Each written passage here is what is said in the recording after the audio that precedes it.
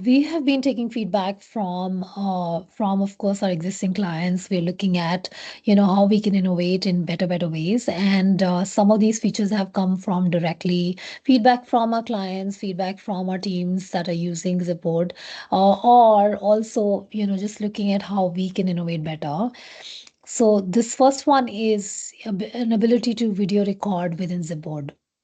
So yes, we do let you mark up directly on a like this is a course on a document or a website, but now you can also actually record a video while you're viewing that. So that helps in multiple interactive content. So that if you have something interactive, and you know that you want to show the steps, you can show that by showing a video, instead recording a video and actually then adding notes rather than just leaving a static note.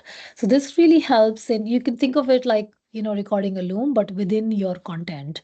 So you are recording the video of whatever you're seeing and then quickly leaving your note.